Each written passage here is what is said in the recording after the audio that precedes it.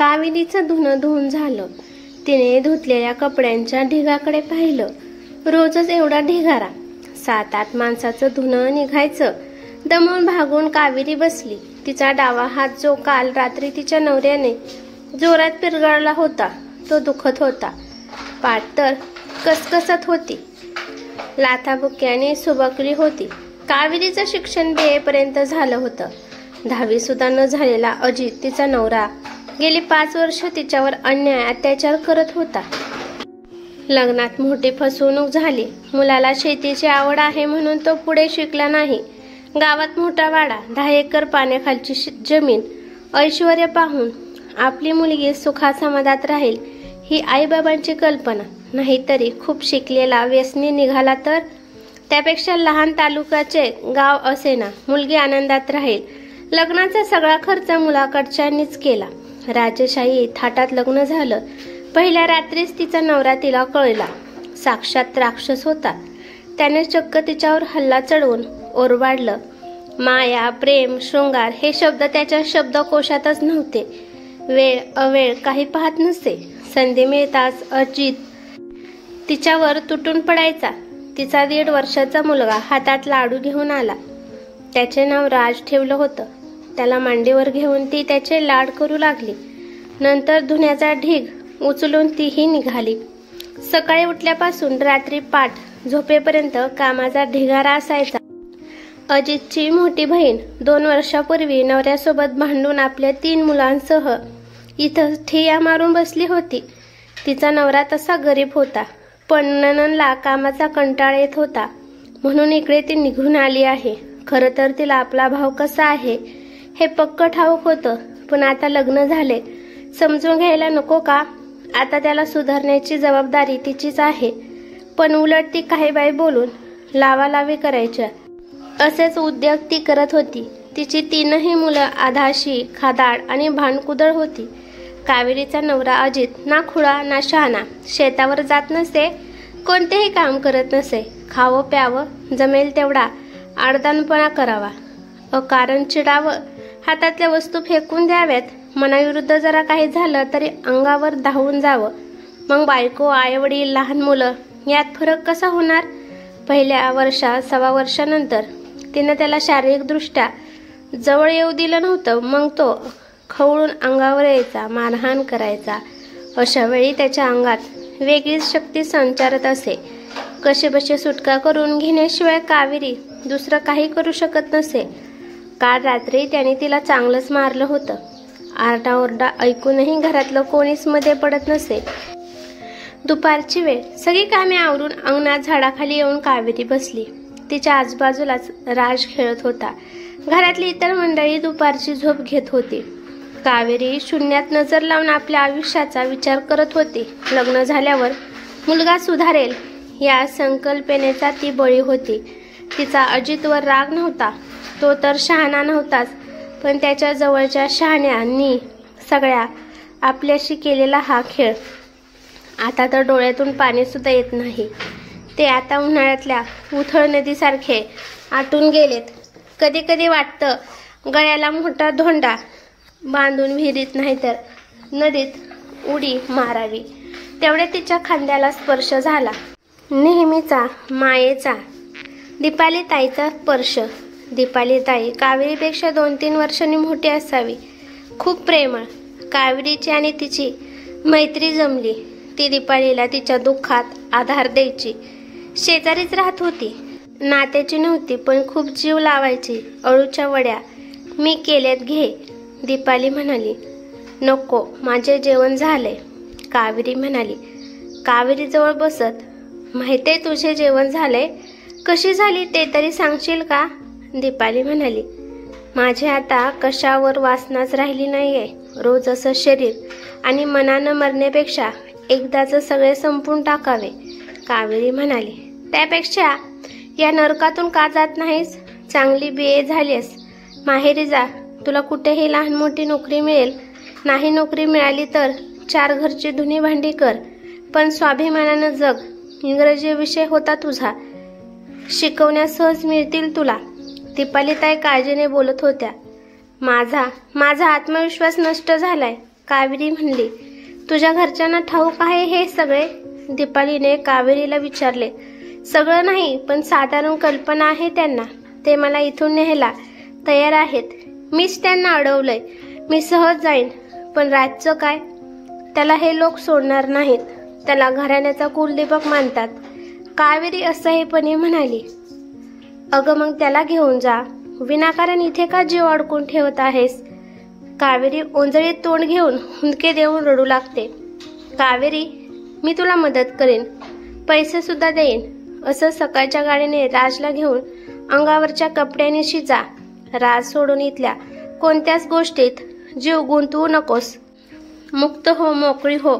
प्रेमाच्या वातावरणात माहेरी श्वास घे. दीपालीने बळेबळेच कावेरीच्या तोंडात वड्या भरवल्या. कावेरी, अगं तुझ्यासारखीच 2 वर्षांनी लहान माझी बहीण होती. सुमन तिचं नाव. 13 वर्षाची होती. तिला पण असाच तिच्या सासरी छळ होत होता. फक्त तापाचं निमित्त झालं. ताप मेंदूपर्यंत गेला. सासरच्या मंडळीला काही तिचा त्रास झाला नाही, पण बिचारी चूक नसताना पण तडफडून मेली. त्यातच ती गेली. ती नाकी डोळी तुझ्यासारखीच होती. तुझे हे हाल होताना मला तिचेच हाल होत आहेत असं वाटतं. कधी कधी वाटतं एक बंदूक घ्यावी आणि तुझा नवरा, तुझा सासरा, सासू, नणंद यांना खाड गोळ्या घालाव्यात. ठार मारावं त्यांना. दीपाताई, खरंच मी जाऊ शकेन? कावेरीने विचारले. जाऊ शकेन नाही, जा. सोडून दे हा नरक. उद्याच मी सगळी व्यवस्था करीन.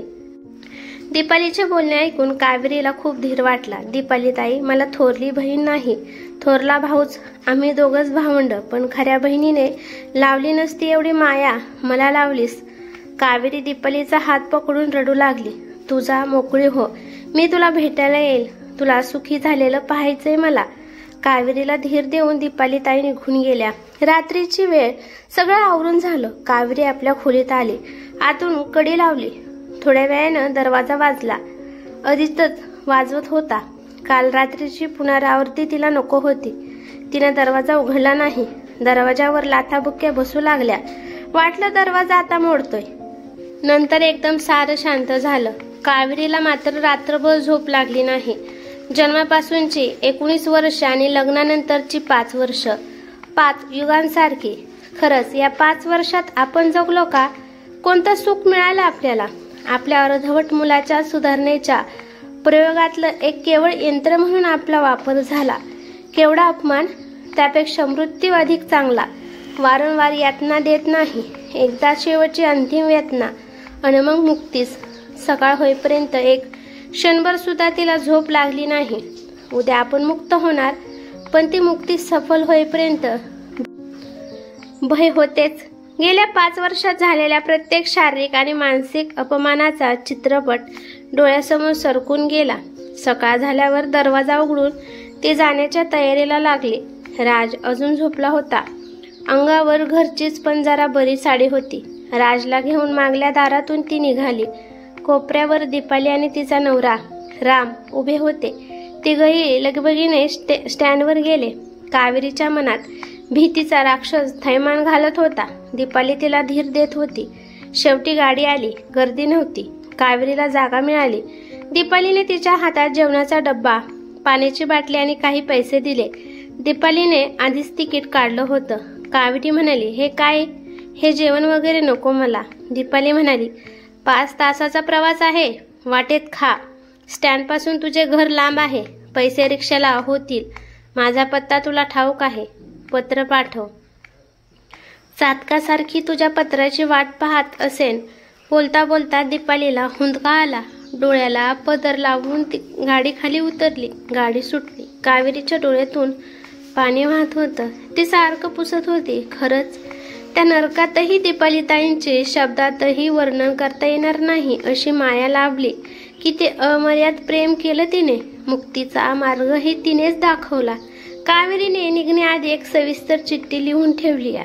सासरेबुवा ज्या टेबलवर वाचायला लिहायला बसतात तिथं सहज दिसेल अशी ठेवली. चिठ्ठी वाचून केवढा गदारोळ माजेल. विचारांच्या कल्लोळातच 5 तास कसे गेले कळलेच नाही. गाडी थांबली. लग्नानंतर एकदाही आपल्या गावी आली नव्हती. 5 वर्षानंतर आपल्याला माहेरचे दर्शन होत होते. 5 वर्षात माहेरी यायला मिळालंच नाही. बाळणपणातही माहेरी सोडलं नाही. घरच्या खऱ्या गोष्टी कळतील या भीतीनं माहेरची लोक यांना आपल्याला भेटूच दिले नाही.